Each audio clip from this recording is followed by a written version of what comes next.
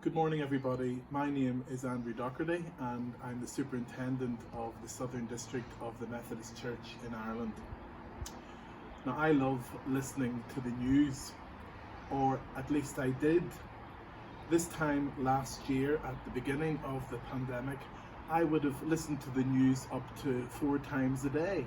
In the morning, at lunchtime, definitely at 6 p.m, and maybe in the evening at 9 p.m. again.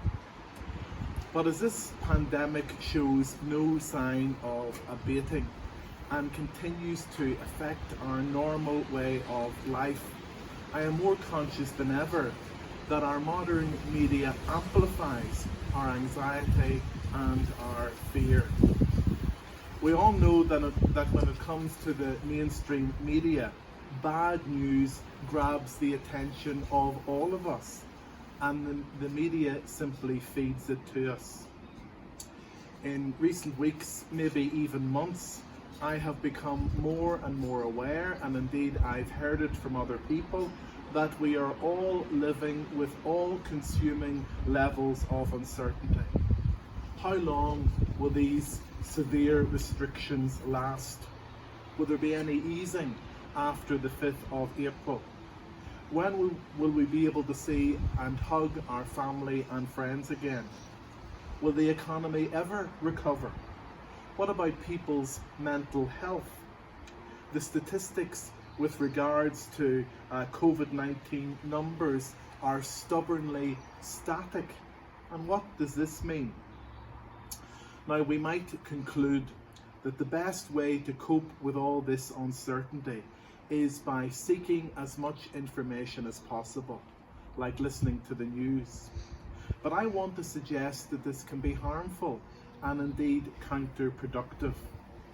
A secular psychologist noted in an article, "Is watching the news making your anxiety worse?"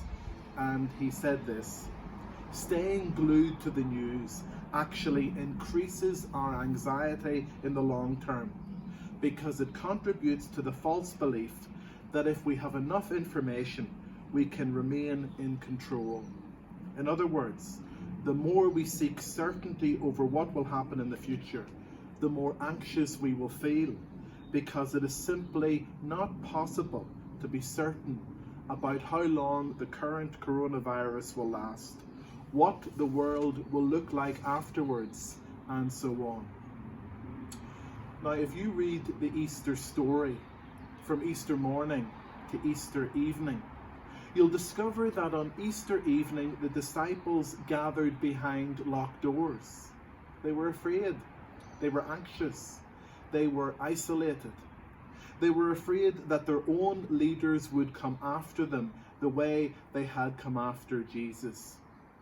And then Jesus came and stood among them and said, "Peace be with you. Peace be with you." Now, maybe you're feeling anxious this Easter morning. I know that many people are. Certainly, it's true that this year we can't celebrate Easter the way we normally do. But the Bible reminds us that the risen Christ doesn't need the traditional trappings of Easter in order to appear and to be present in our lives. He comes to us in our loneliness. He comes to us in our tears. He comes to us in our fear and anxiety. He stands among us as he's doing right now, and he lovingly and compassionately whispers, "Peace be with you." Now, this Easter, as we proclaim Christ is risen, he is risen indeed, remember that the hold of this pandemic will end. This time will pass, and that the eternal truths remain. The tomb is empty. Jesus is alive. He is always with us. We are not alone. He is the King of Kings and the Lord of Lords. Might these truths overcome our anxieties, our isolation, and our fears. Christ is risen. He is risen indeed. Amen.